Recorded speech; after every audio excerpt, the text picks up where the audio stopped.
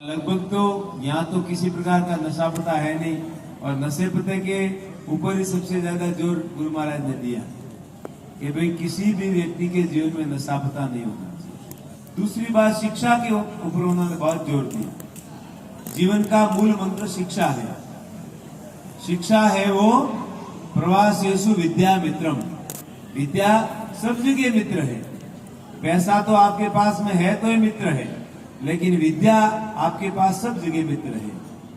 और तीसरी बात, गुरु महाराज ने सेवा की कही है, तो सेवा में भी आप लोग लगे हुए, जितने यथा योगी भगवान ने आपको बल बुद्धि विवेक जो भी दिया है, उस सेवा में भी आप लोग लगे हुए हैं। इसलिए मैं समझता हूं कि गुरु महाराज ने जो जो हम सबके लिए प्रेरणा दी है, हम सबके लिए जो मार्ग बताया है, उस मार्ग पे चलने का हम लोग सभी प्रयास कर रहे हैं।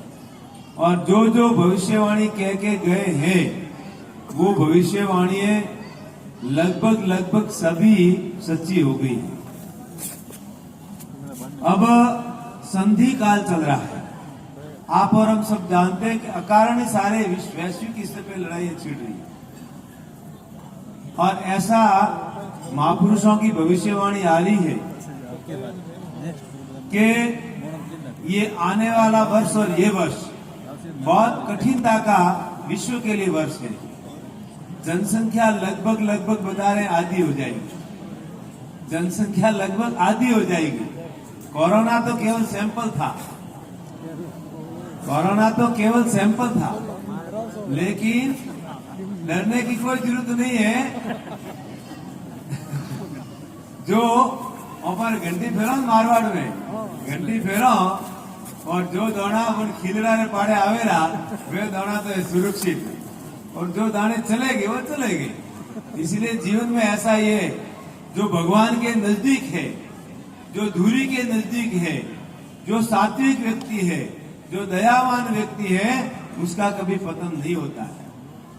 भक्ति बीज पलटे नहीं, जो झुक जाए अनंत ऊंच नीच गिर अवतरे रहे संत को संत। ऐसे ही है, भक्तों का कभी नाश नहीं होता। इसलिए चिंता करने की कोई जरूरत नहीं है, लेकिन सेवा करने की है। होना है वो तो परमात्मा के हाथ की बात है। आप और हम कुछ कर नहीं सकते। होगा जय भाई राम रचि राखा, का तेरे तंग बढ़ावे शाखा। अपन कुछ नहीं कर सकते। होगा तो परमात्मा के हाथ की बात है, लेकिन अच्छा काम करना, वर्तमान को सुधारना। वर्तमान चल रहा है, अभी आप ठीक है, अभी आपका काम ठीक चल रहा है, तो आगे भी आपका काम ठीक ही होगा। ये किन के लिए बातें सारी है? जो राक्षस प्रवृत्ति के लोग हैं, जो दूसरों को दुख देते हैं, अकारण मनुष्यों को मारते हैं, अकारण पशुओं की हत्या करते हैं।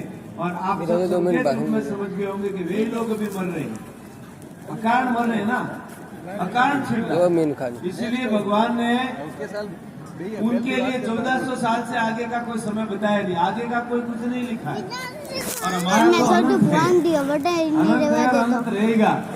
इसलिए सात्विक लोगों के चिंता का विषय नहीं है, लेकिन इसका अर्थ नहीं है कि हम लोग आलसी बन जाए।